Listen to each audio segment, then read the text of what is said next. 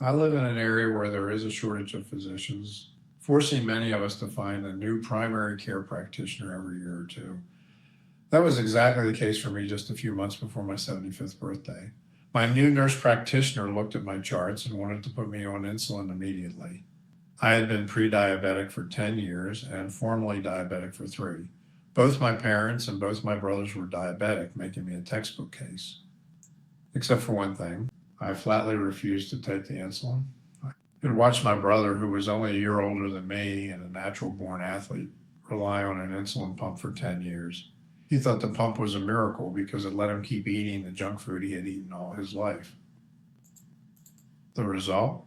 He slid into terrible health. He lost the ability to walk the 50 feet to his mailbox or do basic home repairs. And my sister in law had to call 911 several times just to help him up from a fall. When I refused the insulin, the nurse practitioner told me a horrific story about how my health would only get worse. I told her I would handle it myself with diet. She immediately replied that people just don't have that type of willpower. As a mechanical engineer who spent over 2 decades as a corporate innovator, nothing motivates me more than being told I can't do something.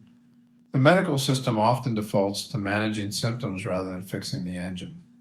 Whether you are actively debating a practitioner about taking statins to arbitrarily lower cholesterol or being pressured to rely on an insulin pump, the standard playbook rarely focuses on root cause healing. I decided to treat my body as a complex system that could be reverse engineered. I did the research and quickly learned about insulin resistance, recognizing its role in chronic illnesses from diabetes to dementia and cancer. I discovered that eating carbohydrates is the primary source of this resistance. So I bought an Instant Pot and switched to a low carb ketogenic diet. I treated my metabolism like a data gathering project. I measured my blood glucose exactly 30, 60, and 90 minutes after every single meal or snack. I tracked exactly what different inputs did to my blood sugar.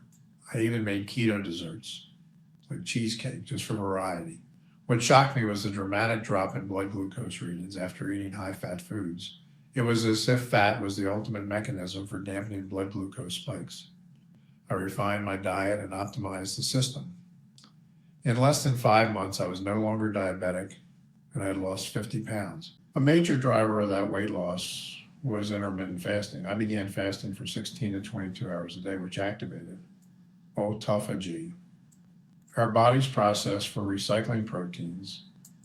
The systemic healing was undeniable.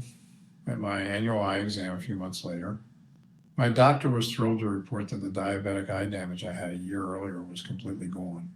I also experienced far fewer instances of atrial fibrillation, which had been a problem for 30 years. By the end of my second year on keto, I had lost 100 pounds, putting me right back at my high school graduation weight. But I wanted to push the system to its absolute peak performance.